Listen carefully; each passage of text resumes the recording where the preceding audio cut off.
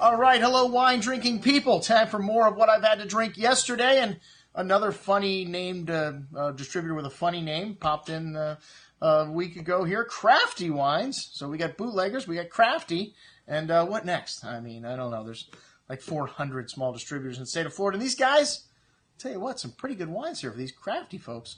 And this is Trecini Sauvignon Blanc from the Russian River, a small family-owned winery. There's 3 members of the Vicini family, thus Trecini is the name. Okay, anyways.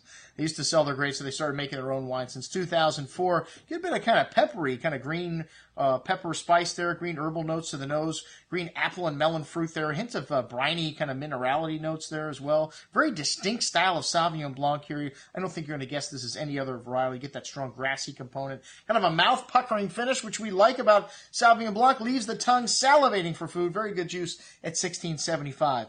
Chasewater Chardonnay from Lake County up next. And this is Mark Birch. He used to make the wines for Sebastiani. Whoop-de-doo. Anyways, a small production wine and 333 cases made from purchased fruit. Kind of nice toasty oak there, smoky nuance to the nose, vanilla bean spice, a good amount of tropical fruit there. Juicy fruit shown through on the palate with a nice creamy texture, kind of skim milk. Really good freshness here.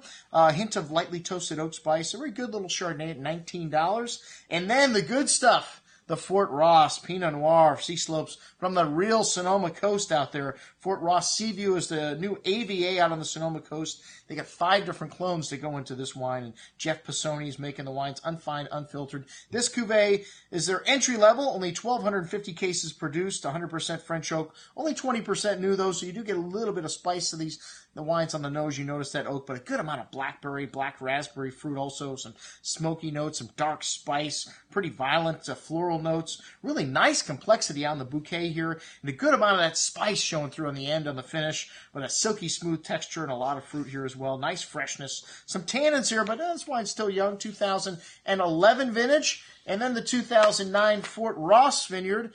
This is the middle tier for the brand, and this is the current release, 2009, a blend of 5 different clones. This wine spends 10 months in 100% French oak, 30% of which is new, so they play around with the amount of French oak here, amount of new oak, rather. Got a really dark color for Pinot Noir and a good hand of black raspberry, kind of mulberry fruit, and dark spices, some black truffle and earthy notes. Really nice complexity here on the nose. Good amount of dark spice shown to that rich black raspberry liqueur-like fruit, sweet with just layers of spice and perfume through the finish. Really silky, smooth, velvety tannins. A bit dry at the end, but still nicely balanced. Excellent juice at $45. And then they had to go and screw up the Pinot Noir by putting 3% Pinotage in.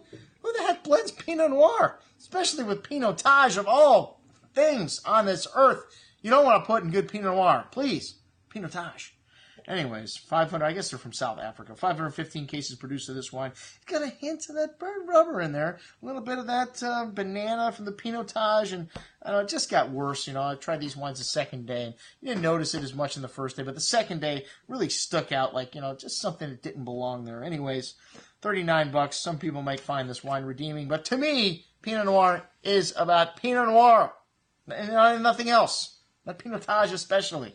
All right, Trecini Merlot up next. This wine gets my nod for most improved. I didn't really think this wine was all that much the first day, but the second day, really, the fruit started to come out in this wine.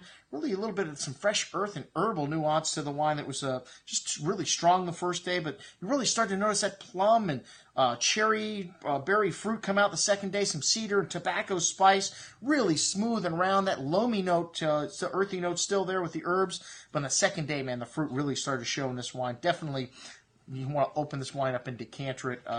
Better on the second day. Really good stuff at $30.75. Chasewater Zinfandel. You know how I feel about Zinfandel. And Orange Muscat. Anyways, a dry style of Orange Muscat. Zinfandel was, Zinfandel. Anyways, some pretty good wines. Everything else before that, I'm your host, Andrew Lampisoni, signing off for the Wine Watch, saying, remember, always drink the good stuff first.